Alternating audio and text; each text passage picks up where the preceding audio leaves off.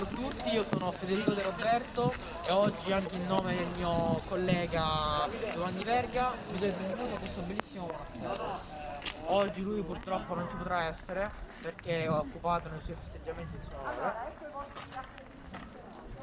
Avete mai sentito parlare del mio romanzo di Viceré? Abbiamo solamente di nome? Sì? Perfetto. Se mi permette adesso vorrei leggere alcuni passaggi perché proprio qua tratto molto di questo bellissimo luogo. Ho dovuto secondi passare perché è abbastanza ingombrante. Poi non capisco perché ma non mi hanno fatto per niente assomigliante. E poi è pure più vecchio, cioè ho capito che sono abbastanza vecchio, ma comunque mi so tenere in forma. Una dieta lì, una dieta là, attività un pochino, ma ci si può tenere. Comunque, passiamo alle letture.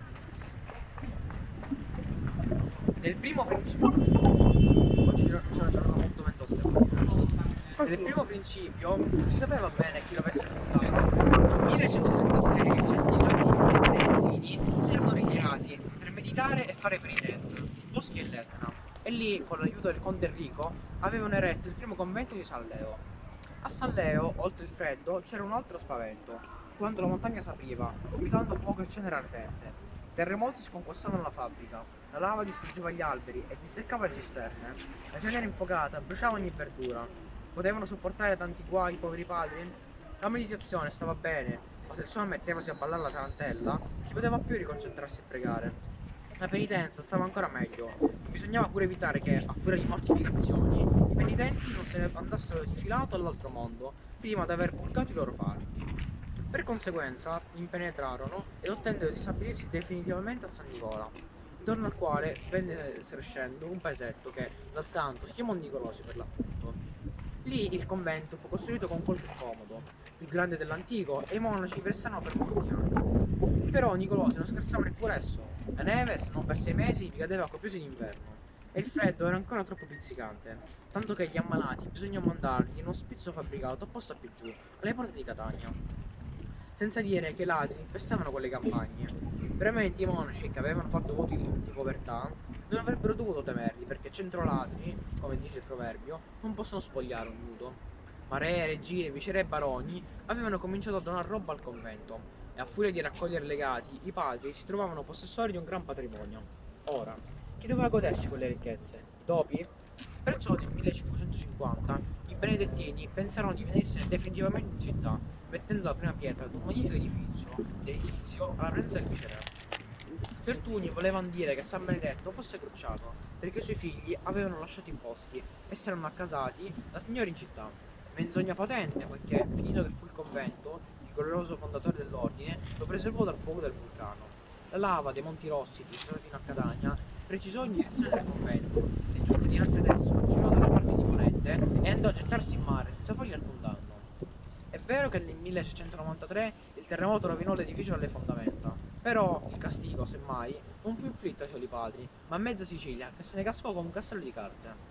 E allora finalmente cominciarono la costruzione, che adesso ammiravasi, sopra un piano tanto grandioso che non si poté eseguire tutto. Per portarne a compimento la metà, i lavori durarono fino al 1735.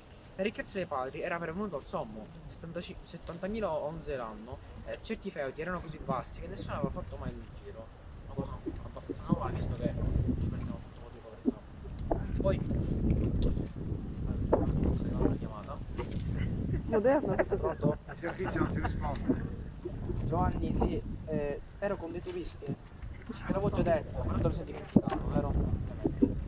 Già da volta sento che sei abbastanza ubriaco, capito? C'è tanto alcol alla festa 100 anni, però devi pure tu moderare, ok? Vabbè, mi lascerò fuori la PlayStation di cazzo. Vediamo che ti sei rimodernizzato. Certo, ho capito che sono abbastanza all'antica, però posso ottenermi pure io al passo coi tempi. Come potete vedere, pure i miei vestiti purtroppo non sono riuscito a recuperarmi tanti vestiti, quindi ho preso scarpe. Poi questo duetto che ti produce la pioggia, che ho chiamato giubbotto, ai tempi c'erano le pellicce, io volevo vedere con le pellicce come prendere le tempeste. Molto difficile, nei vecchi tempi purtroppo. Dopo un strumento non è molto male. I monaci infatti facevano l'arte di Michelasso, mangiare, bere e bere a spasso, una vita signori, insomma. Levatisi la mattina, scendevano a dire ciascuno la sua messa, già nella chiesa, spesso a porte chiuse, per non essere disturbati dai fedeli. Poi se ne andavano in camera a prendere qualcosa, cosa. Le caselle pranzo a cui lavoravano delle cucine spaziose per una caserma non meno di cuochi o prigionieri. Ogni giorno i cuochi ricevevano dei golosi 8 carichi di carbone di quercia per tenere i fornelli sempre accesi e solo per la frittura il cellerario di cucina consegnava loro ogni giorno 4 vesciche di strutto, di 2 rose di ciascuna e 2 capissi d'olio, roba che in casa del principe passava per 6 mesi. I calderoni e le graticola erano tanto grandi che ci si poteva bollire tutta una coscia di vitello e arrostire un pesce spada sano sano. Sulla grattugia, 2 sguatteri con un lato ciascuno pezzato di formaggio stavano un'ora a spiattarli. Ricevettero un troppo di quercia e gli uomini non riuscivano ad avercene.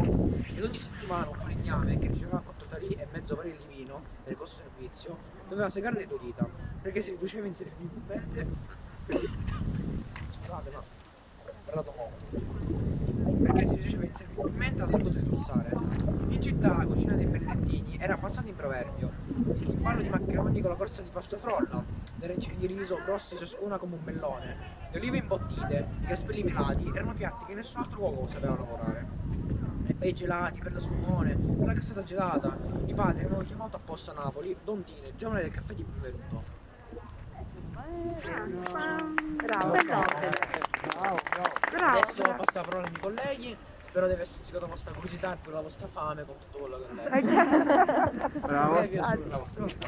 Grazie. Grazie.